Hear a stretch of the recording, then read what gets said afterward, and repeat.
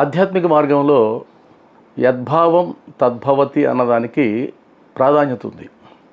అంటే మనం ఏ దృష్టితో చూస్తే అదే విధంగా ఈ ప్రపంచం కనిపిస్తుంది, వ్యక్తులు కనిపిస్తారు, మహాత్ములు కనిపిస్తారు, దేవుళ్ళు కూడా కనిపిస్తారు.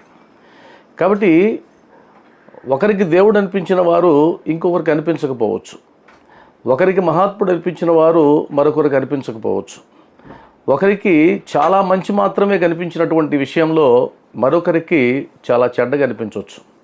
లోకం ఇలానే ఉంటుంది. లోకో భిన్న రీతి అన్నది కూడా శాస్త్రవాక్యం. ఉదాహరణకి రావణాసురుడు, కుంభకర్ణుడు, హిరణ్యాక్షుడు, హిరణ్యకశిపుడు, శిశుపాలుడు, దంతభక్తుడు, వీరిని మనం ఏమంటాం? ప్రతినాయకులు అంటాం, రాక్షసులు అంటాం. వీరి వల్ల చాలామంది ఇబ్బంది పడ్డారు అంటాం. ఆ రాక్షసులని అదే దృక్పథంతో చూసేవాళ్లే ఉన్నారు. వీరిని మరొక కోణంలో చూసే అవకాశం ఉందా అంటే 100% ఉంది. ఎందుకంటే ఇప్పుడు ఎవరి పేర్లైతే మనం చెప్పుకున్నామో వారందరూ కూడా విష్ణు భక్తులే. కానీ మనకు ఎలా కనిపిస్తారు? విష్ణువుని ప్రతిఘటించేవారుగా, విష్ణువుని ద్వేషించేవారుగా కనిపిస్తారు.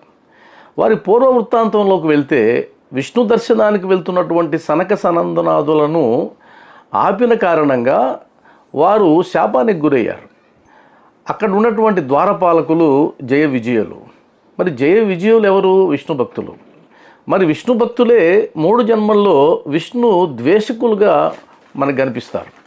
కాబట్టి ఏ దృష్టితో మనం చూస్తే ఆ దృష్టి. రావణాసురుని చూసినప్పుడు ప్రతినాయకుడిగా చూడొచ్చు. అరే రే పాపం వీరు తప్పేముంది, వీరు విష్ణు భక్తులే కదా, జయ విజయులే కదా, మరలా ఇలా జన్మించారు, కాబట్టి వీరు కూడా విష్ణు భక్తులేని కూడా మనం చూడొచ్చు. అదేవిధంగా మన దృష్టికోణం అనేది చాలా ముఖ్యమైనది ఆధ్యాత్మిక మార్గంలో. ఇప్పుడు నేను ఈ వీడియోలో కృష్ణతత్వాన్ని, సాయి తత్వాన్ని పరిశీలించి మీకు చూపుతాను. ఇది కూడా నా దృష్టికోణం. నా దృష్టికోణాన్ని మీ ముందుంచుతా, మీరు పరిశీలించమని నేను కోరుతూ ఉన్నాను. భగవద్గీత 10వ అధ్యాయంలో 20వ శ్లోకం. భగవద్గీత 10వ అధ్యాయంలో 20వ శ్లోకం ఏం చెప్తుందంటే, అహమాత్మా గుడాకేశ సర్వభూతాశయ స్థితః అహమాదిత్యమద్యం చ భూతానామంత ఏవ చ. దీని భావం, అర్జున, నేను సర్వభూతముల హృదయములలో కూర్చుని ఉన్నాను, నేనే సర్వప్రాణుల ఆది, మధ్యము మరియు అంతము అని శ్రీకృష్ణ భగవానుడు చెప్పాడు. శ్రీ సాయి సచ్చరిత్రలో ఒకసారి పరిశీలించండి. 42వ అధ్యాయంలో శ్రీమతి లక్ష్మీబాయి షిండేకి అమ్మ ఆకలిగా ఉంది, రొట్టె కూర తీసుకురమ్మని బాబావారు అడిగినప్పుడు ఆమె పరిగెత్తుకుని వెళ్ళి రొట్టె కూర చేసుకుని వచ్చినప్పుడు అంత ప్రయాసపడి చేసినటువంటి ఆ రొట్టె కూరను ఆమె ముందే కుక్కకు వేసినప్పుడు అప్పుడు ఆమె అడుగుతుంది, బాబా నేను ఇంత ప్రయాసపడి చేసుకొచ్చానే, మీరు ఏమాత్రం తినకుండా ఆ కుక్కలకి వేస్తున్నారే, ఇది న్యాయమా అని అడిగినప్పుడు బాబావారు చెప్పినటువంటి బోధన కూడా ఒకసారి పరిశీలించండి. అనవసరముగా విచారించద వేళ ఆ కుక్క ఆకలి తీర్చుట నా ఆకలి తీర్చుట వంటిది. కుక్కకు కూడా ఆత్మ కలదు. ప్రాణులు వేరు కావచ్చును, కానీ అందరి ఆకలి ఒకటే. కొందరు మాట్లాడగలరు, కొందరు మూగవాని వలె మాట్లాడలేరు. ఎవరైతే ఆకలితో ఉన్నవారికి భోజనము పెట్టెదరో నాకు అన్నము పెట్టినట్లే దీనినే గొప్ప నీతిగా ఎరుగుము. అంటే కుక్క ఆకలి తీరిస్తే నా ఆకలి తీర్చినట్టే అనేటువంటిది ఏ భావన? అందరిలో ఉన్నది ఆ పరమాత్ముడే, అందరిలో ఉన్నది ఆత్మే అని చెప్పేటువంటి భావన కాదా? ఒకసారి పరిశీలించండి.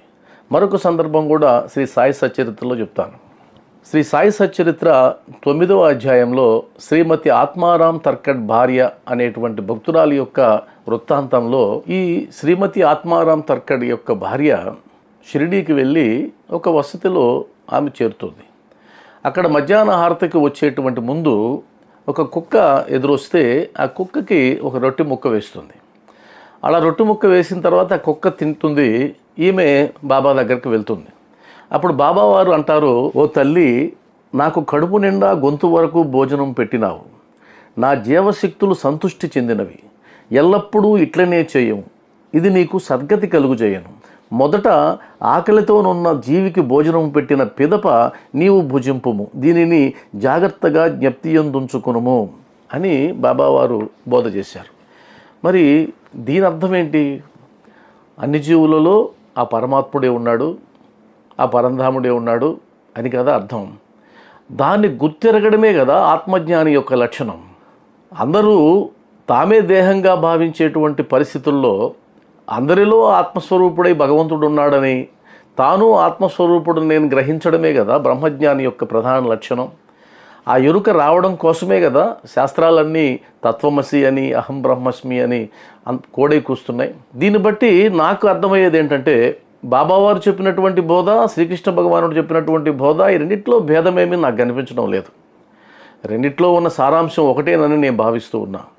కాబట్టి కృష్ణతత్వం, సాయితత్వం వేరుగా లేవనేది నా అభిప్రాయం, నా భావన అలా ఉంది. మీరు కూడా ఒకసారి పరిశీలించి ఇందులో వాస్తవం ఉందో లేదో గ్రహించాల్సిందిగా కోరుతున్నాను. నమస్కారం.